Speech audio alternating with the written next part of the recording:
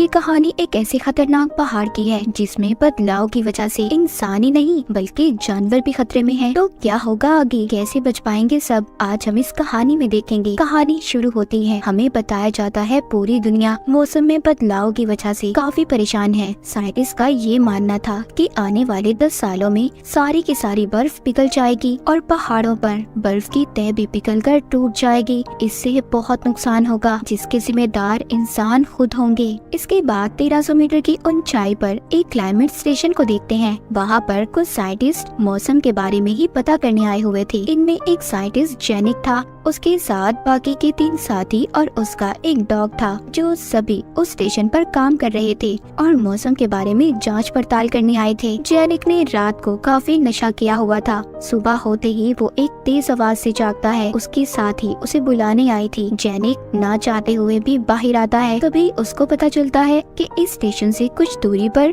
जो मौसम के बारे में पता करने वाली मशीन लगाई हुई है वो खराब हो गई है। वो ठीक से काम भी नहीं कर रही। उस मशीन के बगैर ये ठीक से काम भी नहीं कर पा रहे थे, इसीलिए इन्हें उस मशीन को जल्द से जल्द ठीक करना होगा। जेनिक को ही उस मशीन को ठीक करने जाना था, इसीलिए ये सबकी बात मान लेता है। जब ये बाहर जाता है तो बाहर अपने डॉग को देखता है जो अजीब तरीके से एक पहाड़ को देख रहा था, जैसे उस डॉग को उन बर्फीले पहाड़ों पर कुछ अजीब सा नजर आ रहा हो। यहीं पर जेनिक का साथी उससे कहता है, जेनिक हमें यहाँ रहते हुए काफी वक्त हो गया है, तुम बहुत अलग रहते हो, ऐसा क्यों है? बल्कि ऐसी जगह पर तो हमें एक साथ रहना चाहिए, अच्छी दोस्ती करनी चाहिए एक दूसरे से। जेनिक कहता है, मैं इसकी वजह तुम्हें बाद में बताऊंगा, अभी फिलहाल तुम मेरे पीछे आओ। जब ये जा रहे थे तभी जेनिक का डॉग भौंकते हुए अलग रास्ते पर चला जाता है। जब ये दोनों भी उसका पीछा करते हैं, वो रुक कर एक पहाड़ को देखते हैं जो लाल रंग की बर्फ की तह से ढका हुआ था। वो इस बर्फ को देखकर हैरान भी थे और खुश भी, इसीलिए यहाँ पर जेनिक का साथी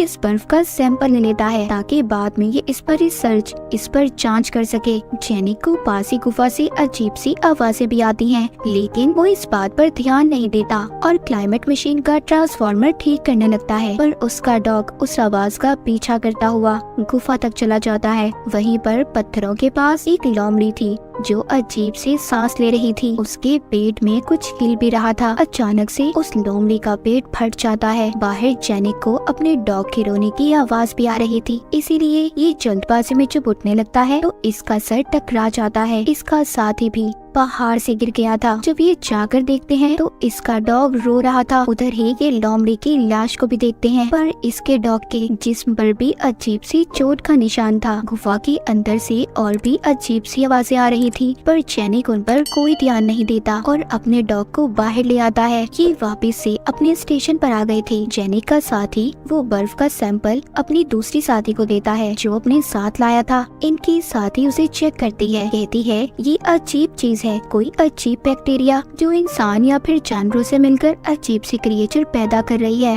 वो जेनिक से कहती है, जहाँ से तुम्हें ये सैंपल मिला है तो मुझे उस ग्लेशियर पर लेकर चलो, मैं और भी सैंपल लेकर उन पर रिसर्च करना चाहती हूँ। जेनिक कहता है, रात को मैं बाहर नहीं जाऊंगा, इस वक्त तो कभी नहीं। गुफा के पास एक खतरनाक लोमड़ी फिर रही है। उसके साथी उससे कहते हैं, जेनिक अब तुम ये बहाना कर रहे हो, गुफा के पास कोई खतरा नहीं है। लेकिन ये फिर भी अगले दिन जाने का फैसला करते हैं। इनका एक साथी कहता है, 2 दिन बाद प्राइम मिनिस्टर अपनी टीम के साथ आने वाली है, तो हम में से कोई भी उन्हें उस लाल चट्टान के बारे में कुछ नहीं बताएगा। जेनिक कहता है, ये मेरा काम है, मुझे ये सब बताना होगा। उधर प्राइम मिनिस्टर को देखते हैं जो कुछ रिपोर्टर्स के साथ आई हुई थी। के साथ जेनिक की पुरानी दोस्त भी थी जिसका नाम टेंचा था, पर जेनिक और इसके दरमियान में अब अलैदगी हो गई थी। टेंचा भी पहले पहाड़ों पर ही काम किया करती थी। इधर स्टेशन पर जेनिक के साथी उसे समझा रहे थे कि तुम मिनिस्टर की टीम को कुछ भी नहीं बताओगे क्योंकि ये सिर्फ उनका एक ट्रिप की तरह है, वो बिना वजह ही डर जाएंगे। इसलिए जेनिक का साथी उसे नशे की दवा भी दे देता है ताकि ये किसी को कुछ भी न बता पाए। जेनिक को टेंचा का फोन आता है। वो बताती है, कल सुबह हम मिनिस्ट्री के साथ पहाड़ों पर जाएंगे और तस्वीरें लेंगे। जेनिक को बहुत अच्छा लग रहा था कि बहुत वक्त के बाद वो टेंचा से मिलेगा, पर जेनिक की टीम परेशान थी कि कहीं ये सारी बातें अपनी दोस्त टेंचा को ना बता दे। जेनिक जब बाहर आता है तो उसे किसी के चलने की आवाज महसूस होती है। ये फौरन से अपने साथियों को बुलाता है। वो चीज जेनिक पर हमला कर रही थी। जब उसके साथी बाहर आते हैं, जेनिक सबसे कहता है, चुप जाओ, मुझ पर किसी अजीब से दिखने वाली लोमड़ी ने हमला हमला किया है, जिसके सर पर सींग भी थे, पर कोई भी जेनिक की बात पर यकीन नहीं करता। उनको लग रहा था जो कुछ भी जेनिक बोल रहा है शायद नशे में है, पर जेनिक कहता है बहुत बड़ा खतरा है, मुझे ये बात मिनिस्टर को बतानी होगी। इसी बात पर जेनिक और उसके साथियों में लड़ाई हो जाती है। उसका एक साथी समझाता है, देखो ऐसा कुछ नहीं है, तुम्हें गलतफहमी हुई है, जाओ जाकर आराम करो। जेनिक अपने डॉग को लेकर सोने चला जाता है। सुबह को जेनिक टेंजा को भी फोन करके बताता है कि आगे मत जाना, तुम्हारी जान को खतरा हो सकता है,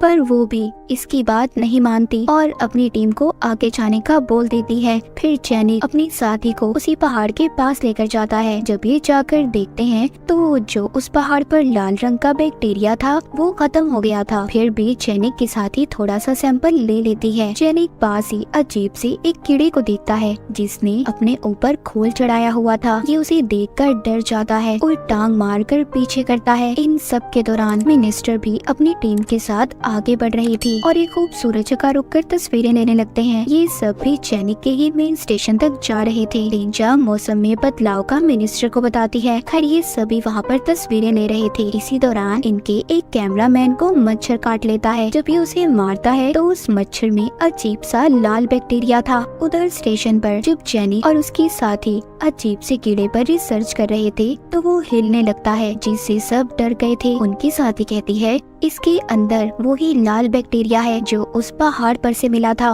वो बताती है ये अजीब कीड़ा लोमड़ी और मच्छर के डीएनए से मिलकर बना है और ये लाल बैक्टीरिया है जो जानवरों के डीएनए से मिलकर अजीब से क्रिएचर पैदा कर सकता है। वो कहती है जो वो लाल बैक्टीरिया जिस पहाड़ पर था उसकी बर्फ जब पिघली होगी तो वो पानी में शामिल हुई होगी, जिस पानी को लोमड़ी ने पिया होगा, और मच्छर जिसको उसने खाया होगा। इन दोनों के डीएनए से मिलकर ये कीड़ा पैदा हुआ है। जेनी कहता है अगर इसी तरह का कोई और जानवर इंसान को काट ले तो क्या होगा। वो बताती है अगर ऐसा हुआ तो इंसान का दिमाग भी जानवर की तरह हो जाएगा। जिसके बाद जेनिक अपने कमरे में जाता है और अपने डॉग को देखता है। उसे समझ आ गई थी कि उसके डॉग के पेट में भी कोई क्रिएचर है जो आहिस्ता आहिस्ता बड़ा हो रहा है। जेनिक एक बार फिर टेंजा को फोन करता है, कहता है कि अभी तुम जिस रास्ते से आ रहे हो उधर लाल बैक्टीरिया वाले जानवरों का खतरा हो सकता है, तुम्हें दूसरे रास्ते से आना चाहिए। टेंजा अपनी टीम को बताती है। वो जब जेनिक से बात कर रही थी तो अपने डॉग के रोने की आवाज को भी सुनती है। कहती है जेनिक अभी तुम कुछ मत करना, मैं आ रही हूँ, हम मिलकर उसे बचा लेंगे। उधर जिस कैमरामैन को मच्छर ने काटा था उसकी हालत भी खराब हो रही थी, लेकिन वो बेचारा सोचता है शायद उसके साथ ये सब थकावट से हो रहा है। तभी यहाँ पर हम एक लड़के को भागते हुए देखते हैं जिसका पीछा लाल बैक्टीरिया वाली चील कर रही थी। उस लड़की का पाँव पत्थर से टकरा जाता है,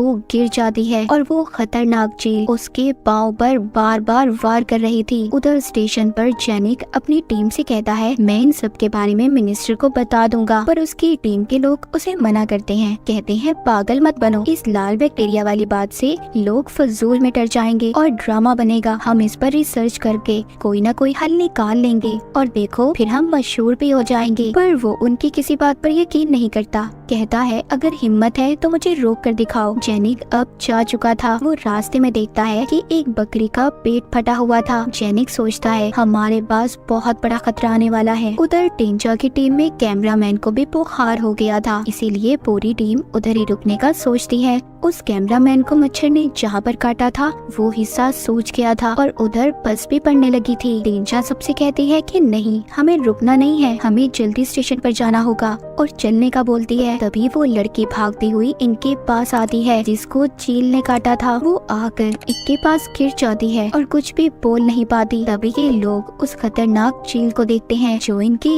इर्द गिर्द चक्कर लगा रही थी। ये सब उस चील को देखकर डर गए थे। मिनिस्टर का बॉडीगार्ड उस चील को गोली मारने की कोशिश करता है, लेकिन चील अचानक से गायब हो जाती है। सब समझते हैं कि वो जा चुकी है, पर ऐसा नहीं था। वो अचानक से आकर बॉडीगार्ड पर हमला कर देती है और उसे मार देती है। कैमरामैन भी जिसको मच्छर ने काटा था डर कर यहाँ से भाग जाता है, लेकिन अब इधर जेनिक भी आ गया था जो सबको बचाकर स्टेशन पर ले आता है। ये जल्दी से उस लड़की को लिटाकर उसका इलाज करते हैं जिसको चील ने काटा था, मगर टेंजा की टीम के आधे लोग बाहर ही रह गए थे। टेंजा जेनिक से कहती है हमें जल्द ही मदद बुलानी होगी, तुम कॉल करो। पर जेनिक का साथी बताता है कि हमारे दो साथी उन फोन को लेकर साथ ले गए हैं जो दूसरे स्टेशन पर गए हैं और वो कल सुबह तक वापस आएंगे। इस बात पर जेनिक को बहुत गुस्सा आता है। वो अपने साथी को मारता है, कहता है तुम्हारी वजह से हम बहुत बड़ी मुसीबत में फंस गए हैं। मिनिस्टर यहाँ पर कहती है कि आप मेरा फोन इस्तेमाल कर सकते हैं, लेकिन ये उनसे कहते हैं कि इतनी ऊंचाई पर आम फोन के सिग्नल नहीं आते, हमें मदद के लिए सैटेलाइट फोन ही चाहिए। ये अब कुछ भी नहीं कर सकते थे।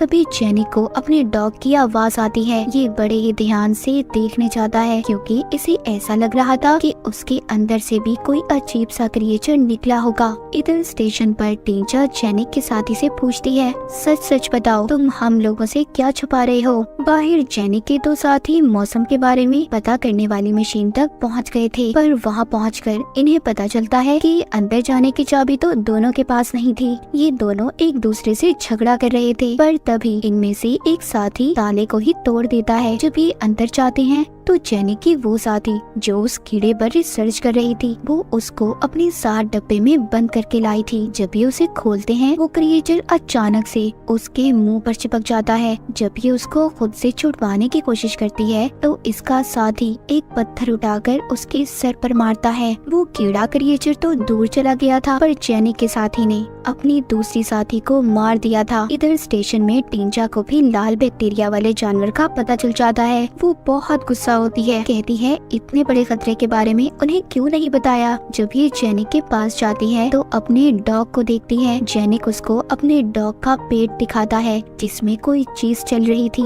वो जेनिक को एक इंजेक्शन देती है, कहती है इसका यही हल है, पर जेनिक अपने डॉग को खत्म करना चाहता था क्योंकि उसकी तकलीफ वो और नहीं देख सकता था। स्टेशन के अंदर मिनिस्टर को गुस्सा आ रहा था कि इतनी बड़ी बात इन लोगों ने इनसे क्यों छुपाई। वो जेनिक के साथी की पिटाई करने लगती है, पर जब जेनिक अपने बाकी के साथियों को ढूंढने जा रहा था जो दूसरे स्टेशन पर गए थे, अचानक से वही साथी आ जाता है जिसको जेनिक ढूंढने जा रहा था। वो स्टेशन पर आ गया था और इसने अपनी दोस्त को भी मार दिया था। वो आकर कहता है जल्दी से दरवाजा बंद कर लो क्योंकि मेरे पीछे एक बकरी है जो क्रिएचर में बदल गई है और मच्छर भी दोनों मेरे पीछे आ रहे थे। जब ये अंदर आता है तो दोनों जानवर अंदर आने की कोशिश कर रहे थे, पर जेनिक दोनों को अंदर आने से रोकता है और दरवाजा बंद कर लेता है। अपने साथी से अपनी दूसरी साथी का पूछता है जो इसके साथ गई थी। वो इससे पूछता है कि वो कहाँ पर है। तुम्हारे पास फोन था। वो यहाँ पर सबसे झूठ बोलता है, कहता है कि वो तो न जाने कहाँ पहाड़ों में गुम हो गई और उसी के पास ही फोन था। इतने में क्रिएचर बकरी दोबारा से दरवाजा तोड़ने की कोशिश करती है। वो कोई आम बकरी नहीं थी, वो एक खौफनाक राक्षस ताकतवर बकरी बन चुकी थी जो पूरे स्टेशन को जोर जोर से हिला रही थी। 1 मिनट के लिए खामोशी हो जाती है, सब कुछ रुक गया था, पर अचानक से वो दरवाजा तोड़कर अंदर आने की कोशिश करती है। उसके साथ चील भी थी, लेकिन जेनिक अकेले ही उन्हें अंदर आने से रोक रहा था। मिनिस्टर आगे आती है और ड्रिल मशीन से उस बकरी के सर में सुराख कर देती है। सब बहादुर मिनिस्टर को देख रहे थे। उसने बकरी को मार दिया था कि जान में जान आती है। टींचा बताती है कि हमें बचाने के लिए टीम कल दोपहर तक ही पहुंचेगी, पर वो ये नहीं जानते कि सारी टीम रिसर्च स्टेशन पर ही मौजूद है। उधर जिस लड़की को चील ने काटा था उसकी हालत भी खराब हो रही थी। टींचा और जेनिक की फैसला करते हैं कि वो मदद के लिए फोन को लेने जाएंगे और अपनी उस साथी को भी ढूंढेंगे जो पहाड़ों में गुम हो गई है। जेनिक अपने उसी साथी को साथ ले लेता है क्योंकि उसे पहाड़ों में गुम हो जाने वाली कहानी पर यकीन नहीं था। कि चले जाते हैं और बाकी के लोगों ने दरवाजे को अच्छे से बंद कर लिया था। जिस लड़की को चील ने काटा था उसको भी होश आ गया था। तभी ये सब उसकी टांग पर देखते हैं जिधर चील ने काटा था। ऐसा लग रहा था कि उसके अंदर कोई चीज चल रही हो। जेनिक का साथी कहता है जो यहाँ पर रुका हुआ था, इसको देखकर ऐसा लग रहा है कि कोई नया जानवर पैदा होने वाला है। सभी लोग घबरा जाते हैं और बाहर जाने लगते हैं। मिनिस्टर कहती है हम इस लड़की का ऑपरेशन करेंगे, जो चीज इसकी टांग में है वो हिस्सा काट कर उसे बाहर निकाल लेंगे और उसे जला देंगे। ये ऐसा ही करते हैं जिससे उस लड़की की जान बच जाती है। बाहर जेनिक और टेंचा जो मदद लेने गए थे वो सोच रहे थे कि शायद हम लड़की को नहीं बचा पाएंगे। यहाँ से जेनिक का साथी भागने की कोशिश करता है, पर जेनिक उसे बंदूक दिखाकर रोक लेता है। कहता है रुक जाओ, तुम ऐसे नहीं जा सकते। उधर स्टेशन पर सब लोग शांत थे कि उन्होंने लड़के की जान बचा ली। तभी कोई जोर जोर से दरवाजा बजाने लगता है। जब एक आदमी दरवाजा खोलता है तो दरवाजे पर वही कैमरामैन था जिसको मच्छर ने काटा था। उसका चेहरा अजीब सा खौफनाक छालों से भर गया था। वो सबसे यही कह रहा था कि प्लीज कोई तो मेरी मदद करो, कोई तो मुझे बचा लो। लेकिन तभी उसके छालों में से कीड़े बाहर आने लगते हैं। सब के सब डर गए थे। वो बेचारा डर कर आग पर गिर जाता है, जिससे उसके पूरे जिस्म में आग लग गई थी और बाहर भाग जाता है। मिनिस्टर भी जल्दी से दरवाजे को बंद कर लेती है। बाहर जेनिक और टेंजा स्टेशन पर पहुंच गए थे, जहां पर जेनिक का साथी अपनी दूसरी साथी को ढूंढने का नाटक कर रहा था, जिसको ये मार चुका था। जेनिक और टेंजा ने अपनी साथी की लाश को देख लिया था। तभी जेनिक का साथी अपनी बंदूक दिखाकर उन्हें धमकाता है कि खबरदार, इस बात के बारे में अगर तुमने किसी को भी बताया। जब टेंजा इसके पास आती है तो ये उस पर भी बंदूक से वार करता है और जेनिक को मारने की कोशिश करता है। इसी उसमें गोली चल जाती है और सारी गुफा रोशन हो गई थी। पर तभी गुफा से एक अजीब सी राक्षस मकड़ी और लोमड़ी बाहर आते हैं और जेनिक के साथी को चीर फाड़ कर खा जाती हैं। जब उन जानवरों का ध्यान जेनिक और टेंजा पर जाता है, दोनों वहाँ से भागने की कोशिश करते हैं। जेनिक को तो लोमड़ी ने पकड़ लिया था, पर टेंजा उसे बचा लेती है। वो लोमड़ी पर वार करके उसे मार देती है। फिर ये अपनी उस साथी की लाश के पास जाते हैं, जिसके पास सैटेलाइट फोन था, और मदद बुलाते हैं। सुबह भी हो चुकी थी। जब ये दूर से देखते हैं तो स्टेशन पर से धुएं उठ रहे थे।